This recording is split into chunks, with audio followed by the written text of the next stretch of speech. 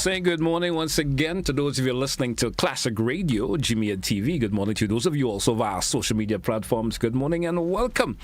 It's the mid-morning buzz, and we do have another edition of the Cooperative Spotlight with us this morning. Let me say good morning to Miss Flornce Holmes with us this morning once again. We have Mr. Claude Emmons with us once again. Welcome to you both. And how are you all doing? How was the weekend and everything else in between? The weekend was great. It was good? Yeah. All right. Mr. Emmons, how do you do? It was a good weekend. You had a good weekend also. All right, so in our conversation this morning, we're going to be focusing a whole lot on membership. Last week, our discussion focused a whole lot on the bylaws. We had a fruitful discussion as relation to that. We explained what the bylaws, the process that you have to go through and so forth. So now that you have taken care of the bylaws, we're talking membership now. And someone may say, define membership for me in terms of cooperatives, membership. Let's who's going to do that answer that question. Define membership in terms of when we go to a cooperative. All right. So we have a definition that we usually work with here. It says that membership is a state of belonging to or being part of a group or an organization. And according to the Cooperative Societies Act number 8 of 2011, it defines membership of a cooperative society as an autonomous association of persons united voluntarily to meet their common economic goal. All right. Yeah. Oh, so that means no. If I to ask a question in relation to your answer of membership, right? So a cooperative is formed. Then we get membership, or is it folks come together? I'm assuming that's where the members involved, right. And then they form a cooperative. I'm just trying to get a little bit of definition between the two. Okay, so first they're going to be members of a group. Good. You'll be members of a group, and then once you get registered, you become members of the cooperative. Yes. And that's where the membership forms in there now. Right. Okay. I get it. So sometimes you have to kind of get a definition of how it flows, right. Because to get that correct removal of it.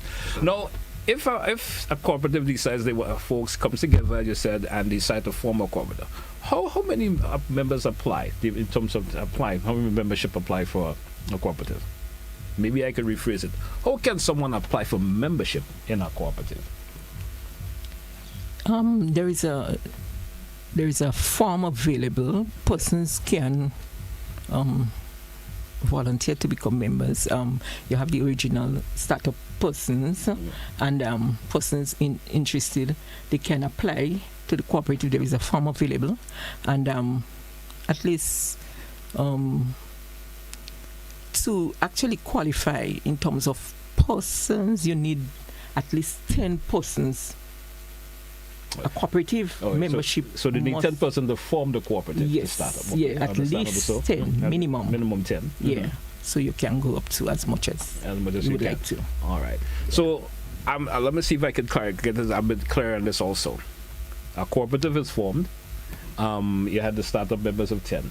Yeah. Now, if I want to become a member of that particular cooperative that has been formed, and maybe I like what the cooperative plans or whatever their plans and so forth, no, I have to apply to that particular cooperative to become a member? Yes. Yes. So as Ms. Holmes was saying, they usually have a form available, application form.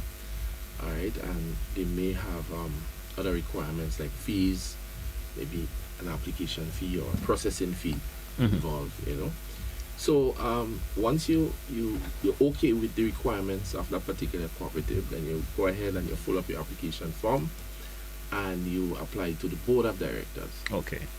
All right. Now the board of directors would then consider your form, consider if they want to accept you or not. Associate with you for whatever reason. Yeah, based on the answers that you gave and so on.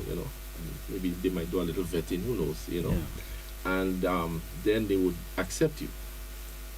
But you're not a full-fledged member as yet. Okay. Right? When the board of directors accepts you, you have certain rights and privileges, but not a full-fledged member. At the next general meeting then of the general membership, the board of directors would then present that application to the members, Okay. who would then vote. Okay. Now, once the members decide they're gonna accept you, then you become a full-fledged membership. member. So the board may accept you, Yes. but it's still not left up to them. No, Yeah. it's up to the membership. The general membership. Up to the Okay, members. great. Full acceptance. All right, great. I understand. That's all I'm saying. Now, a cooperative is formed. How many members are required to form a cooperative? But we did speak of that a while. She did mention that to a point a while ago. I don't know if they want to expand on it a wee bit. Well, yes. So it's 10 members Mhm. under the act that we presently work under. All right. It requires that you a minimum of 10. Minimum of 10. Minimum of 10. We cannot encourage persons to go above 10 Mm-hmm. because you must admit that if you have the bare minimum and somebody drops off, then you become non-compliant Okay. very quickly. Yeah. Right? So we usually tell persons, aim for about 15 or 16 All right. persons, just in case somebody drops off, then you're still compliant. In terms of your startup membership, try Yes. to have Yeah. 10 is minimum you need. 10 is minimum. But if you could have 15, folks may, conversation comes up, folks decide they may not want to be part of it Yeah, anymore. somebody might It drop does. off. And So what really happens? What really happens to a group, a membership, if they on who already signed up and everything? They started up with 10. What really happens to that particular cooperative? If a member or two decides, well, they don't want to associate. well, then you become non-compliant. Mm-hmm. We usually have to, work with cooperative then to get themselves, to recruit members to get Mhm. themselves back in Okay. compliance with the act, with the law, But being non-compliant would affect the cooperative. All right. Certain things that you might not be able to assess, like duty-free concessions and so on. If Yeah. you don't have the adequate Yes. amount of Yeah. members. Yeah. Yes, once you're not Okay, compliant. in terms of the registered members. Yes. I must add though that Mhm. with the new regulations that's coming on, I think they want to raise the minimum to 25. 25. Okay. Yeah. Okay. Yeah. But Alright. but presently the act that we're working on right now, the minimum is 10. All right. Understandably so. Yeah. Now, what is the actual benefit of becoming a cooperative member? So a cooperative is formed. As I mentioned earlier, I'm happy with what I'm seeing this particular cooperative is about, and I decide I want to become. Then you said I go through the vetting process. The forms are filled. The actual head body, as if you put it in a simpler term, accepted me. Now I go to the overall membership. They have to accept me. What are the benefits that can derive from me as becoming a member? Okay. The cooperative type of business is different from other type of business. With the cooperative, the membership is the highest decision-making body, Okay. as opposed to other companies. You have the board of directors, spearheading that sort of leadership and that decision. They are solely responsible. Okay. But with the cooperative, the members are the highest decision-making body. So when you form a cooperative, this is a benefit that you have because you are able to make your own decision as members rather than somebody making the decision for you. The members, It's like you having a say yes, in terms of what is taking in place. everything, yeah, basically. All Yeah. right. Anything you want to expand on that, Mr. Holmes? Anything you want to expand on that? Oh, that speaks for in terms of the answer to the question. Well, no, I mean it also, it also gives you a sense of belonging and working towards a common goal, or something that you might really have a passion for, right?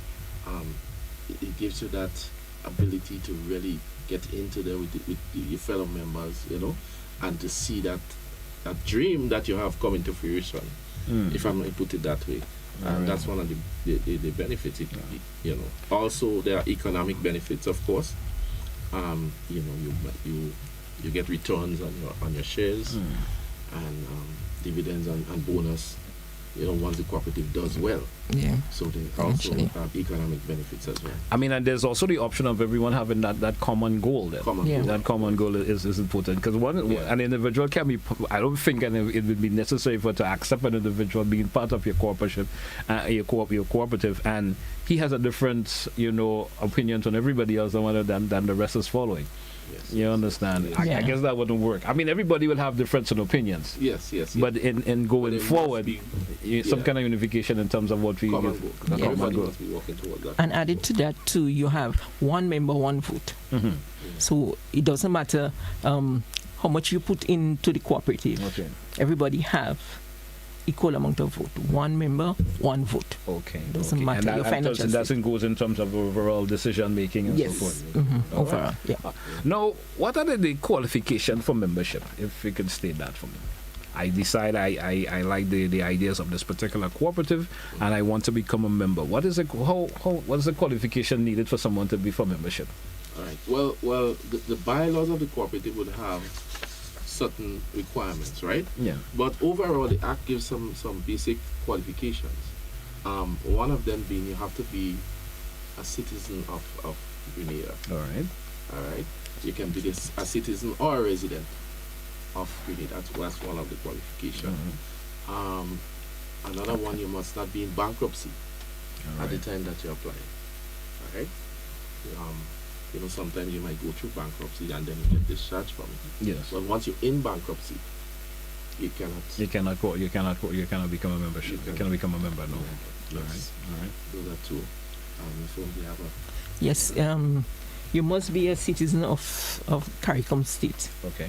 And also you must be 18 years and over, except for the junior cooperatives like School Savings Union, where the age is 14 or 16 years. Well, it's kind of obvious. Once you're in school, you'll be at the between school age. I'm Yes, assuming yes, you'll yes. have to be between the school So, ages.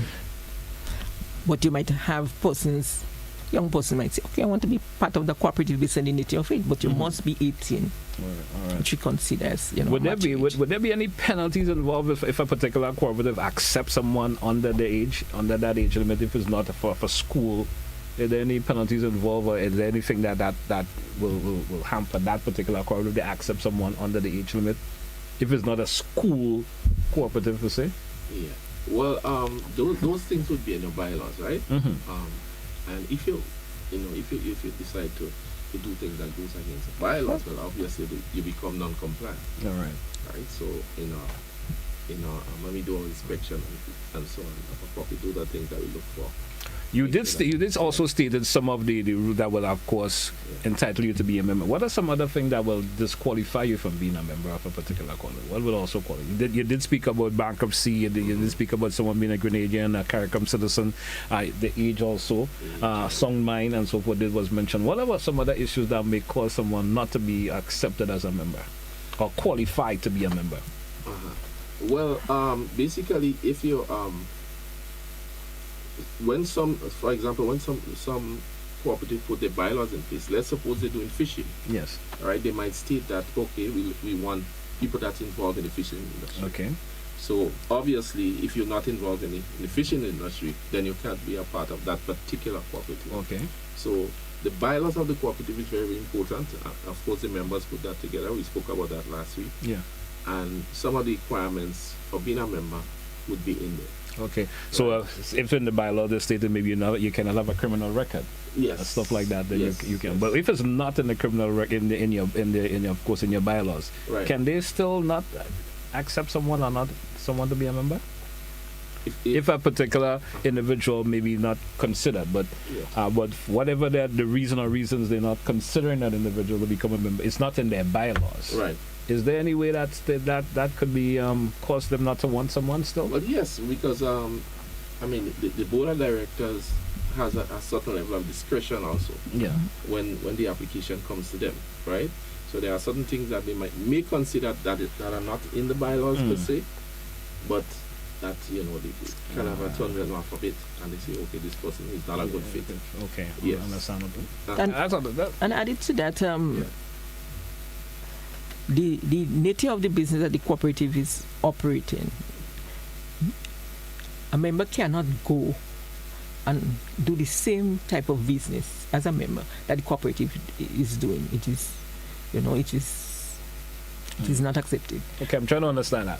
Because If fisherman can decide he's going to go do fishing somewhere on the side that will hamper the fishing his that cooperative, would jeopardize the or any other cooperative, but he wants to have a member. business of a similar nature, similar that would not be nature. accepted. No, this is a sort of conflict of interest. A conflict of interest, I understand. Conflict of interest. And, You know, we compete sort of against yourself. yes, Yeah. because you are involved in this type of business. You part of the cooperative, and you want to go and do the same. You competing with the cooperative Alright. as a member. So we sort of discourage that sort of practice. Okay, I understand. I mean, that's just interesting to note because I'm a member of a cooperative, and let's say we're selling gas. I can't decide because we have a gas station maybe in St. George's. I want to open one in St. David's. Yeah. That would not be accepted. No. That would not be accepted. No. All right. It's interesting to note. Interesting to know that. All right. Now, I'm assuming with anything, fees are always required. Fees, to become a member. Can you let's what are these fees that are required to become a member? Okay, so most cooperatives have a one-time processing fee. Yeah. Or sometimes they call it an application fee. Entrance That fee. they charge, entrance fee. That they charge to become a member, and that's besides your shares, Okay. right? Of course, after you pay that fee, you will have to consider how many shares that you need to purchase to become a member. Okay. Usually called a qualifying shares. So every cooperative would specify what the qualifying shares would be. All right. Right. So you pay your entrance fee, then you pay your qualifying shares, and any other fees that the cooperative puts in place, and then you become a member. All right. And usually that may be stated in the bylaws in the first instance. So once you understand the bylaws, it's only obvious that there's of course an entrance fee, as you could call it, to become a member. It costs you $1. Say, and then that's where you purchase whatever shares you want now in the cooperative as it goes forward. Right. Yeah. All right. Interesting. And those fees, entrance fees, are non-refundable. All right. So once you enter and you decide you're leaving, that's lost, more or less. Yes. More or less, that is lost. Yes. All right. Now, is there any specific amount of shares that an individual can buy within the cooperative? Well, as I said, the qualifying shares are usually specified in the bylaws. And that goes without, you can't debate how much qualifying shares you can buy. So if they said, okay, you need to purchase 20 qualifying shares. For start. For start, okay. right? You have to purchase that. Okay. Now, in addition to those shares, you could go ahead and purchase Additional shares. but there's always that startup amount of shares that you need to purchase. So they said you must have 100 shares for startup. In order to be part officially, you have to have that 100 shares. Yes. But if you decide you want 300, I don't think there should be there may not be a problem. No, you should be able to go ahead and buy 300 shares. Of course, it doesn't give you a greater let's say, in terms of decision making. Okay. Right? Doesn't mean you have more leeway than everybody else. Yeah. All right. It's still one member, one vote. Yeah. All right. But when it comes to sharing dividends, of course, it's going to pay off. I guess you will come off a little more because of the amount that you have. Yes, it's going to pay off. All right. Okay. That's interesting. Now, is there any liability for members? Let's talk about the liabilities for members being part of a cooperative. Okay. Liability, well, in terms of a cooperative, members are only liable for the shares that they purchase, right? So your personal property and so on, because it's limited liability. So your personal properties and so on cannot be affected in case that there are problems, liquidity problems and so on with the cooperative, right? So you're only liable for the shares that you purchase. Okay. That's the only thing you can lose. That's the only thing you can lose. So even though you have your own personal property and you're part of a cooperative, doesn't mean that will affect you in any way. No, you only lose the shares. All right. That's what you're liable for. All right. I mean, it's interesting because membership of individuals want to become a member of a particular group would like to know this information because it's fruitful for them going forward. Yeah. Going forward. Anything else you want to share as we move along? Everything that we may have missed in terms of the conversation we had thus far. We spoke a whole lot about the benefits of becoming a member. Anything you want to add to that as we move forward? Well, yes. So, in terms of becoming a member, there's a lot of information out there that people could benefit from, especially in the bylaws. All right. Yeah, things like if someone is let's say as a CBI member, a CBI citizen, I should say, and they're not a resident of the country, All right. and they want to become a member of a cooperative, they can't. They wouldn't be able They to. wouldn't be able to. Be able to. Yeah. All right. Because you must be a resident of the country. All right. And as you mentioned, also our CARICOM State, yeah. Yeah. All right. So folks who come into Ireland on these under those particular natures, a CBI person, yeah. they would not be able to Yeah. be able to. No. No. All right. All right. Anything in added again in terms of the well, we spoke a whole lot about the fee, so there's not much you could add on as relates to the fee because it goes through it's like a startup process. Mm-hmm. That is straightforward already. You spoke about the liability of members, as you said. If for some reason the corporate have to dissolve, you only lose whatever shares that you may have purchased within it and so forth. And of course, Ms. Holm did mention as relates to you starting up as a member, that is a one-off fee. Yeah. Yes. If you decide you pay when you decide you have to leave, well, there's no return for you on that. There's no return for you on that. Mm-hmm. Anything else further we want to share in terms of conversation this morning? In terms of anything on membership that we may have missed that you want to speak about? I think We have covered most yeah, of basically, what should be noted though, once you decide to become a member of a cooperative, you have to be like-minded with it. Mhm. Whatever you get into, it must be related to what you like. Okay. You cannot go into a cooperative, fishing cooperative, and say, I just become a member just like that. You have to be it have to be like-minded.